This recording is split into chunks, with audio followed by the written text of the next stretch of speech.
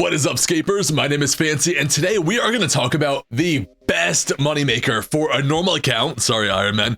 But if you're between 60 and I'd say like 100 combat, so like I'm level 80, this is the best moneymaker. I can make up to, I think 3.8 was my best hour that I've tried so far in practice. But I'd say realistically, when you're starting, 1.5, 2 mil until you get the hang of it. So I've been adding crossbow because it's cheaper than a rune crossbow, and I'm bringing about 20 bolts and then an accumulator just to save the bolts. If you have some gear you want to risk, go for it, but we are going PKing. So don't click off the video yet though, you'll see in a second. It's okay, you can do it. I'm wearing a ring of dueling just to get back here. We want to be able to use the pool of refreshment, the bank chest, and we'll leave through this door. The other stuff that I have in my inventory is some food and then a super restore. Note they're both blighted. Basically that means you can only use it in the wilderness. And it also means that it's about half the price of the GE, so it's just saving some money. I'm taking 1 dose of a ranging potion because I'm ranging, but if you're using melee, I suggest bringing like a DDS and then a super combat or just a super strength, something like that. I recommend bringing a 1 or 2 dose stand pot or a 2-3 dose super energy pot just so you can run a little bit more. It'll be a little bit helpful.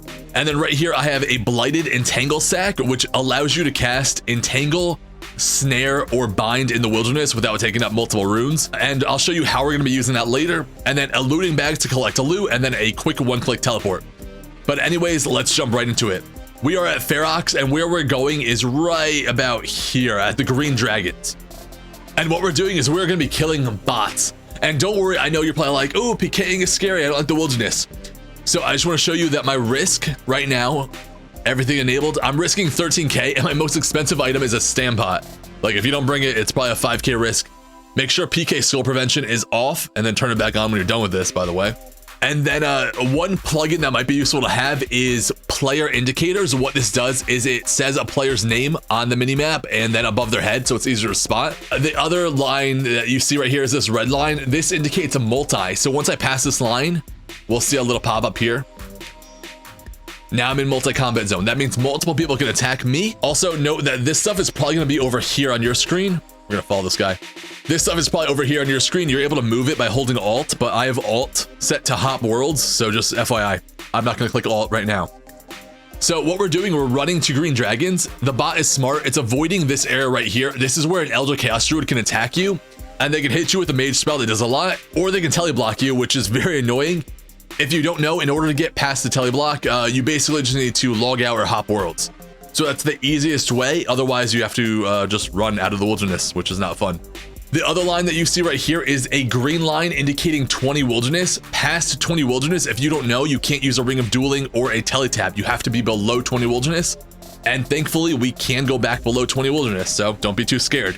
Past this line, you have to use something more like a glory, so bring that if you want to. That'll be an escape.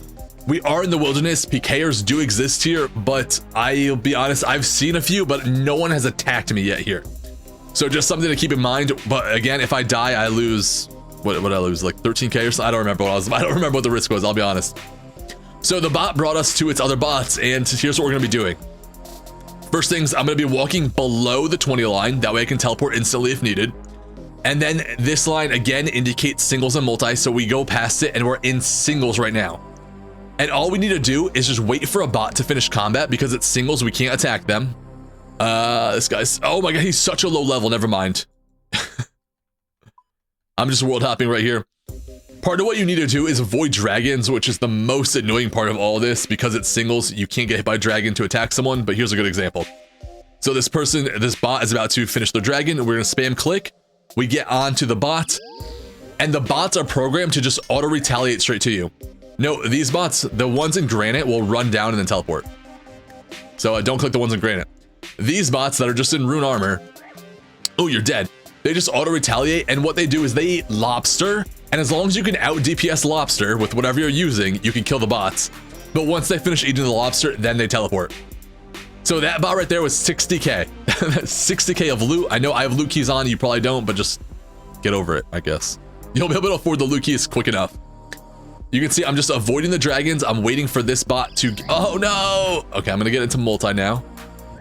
So that way I can attack a bot even if I'm in combat. Oh, the bot got into combat too fast. So now some nice tips and tricks, I guess. I like using this terrain over here a lot. It's very easy to use it to block dragons. Like there's a piece of bone right here that would hit the dragon. They can't walk right here. And there's rocks over here. So I like using this to avoid dragons. And also when a bot is just attacking a dragon, I tend to just hop immediately. There's other worlds with other bots, and I highly suggest in the World Hopper plugin, it's a default plugin in RuneLight, there's an option to set a hotkey to hop forwards or backwards. I highly suggest, this guy just showed up. I'm gonna attack him in the oh, they teleported because they got low HP. But I highly suggest setting a hotkey to easily be able to hop forwards and or backwards. I think it's just, oh my God, I've never been hit this high before. But I highly suggest just being able to hop forwards and backwards. It just makes it a lot easier to transfer between worlds or hop between worlds. Is there anything in this key? 101K, he just hopped in, okay. Something else to note is just click the keys whenever you get them. If it's a 10K key or something, just drop it and you don't need to pick up the loot. Like you can destroy the key. That way you can save inventory space for actually good loots. Again, do I see anyone? No, I'm just gonna hop right back out. We're just gonna hop worlds. And no, I'm only hopping in one direction. So I pick forwards or backwards and it'll just hop automatically in that direction. The dragons are both facing this way, so there must be a bot over there. And I should also know, I talked about teleblock. A lot of people don't know this. There is a pot on the GE, a forgotten brew. If you're 76 magic, it is a +9 boost. That means that you're able to boost all the way up to 85 for teleblock. Come on, get the bot.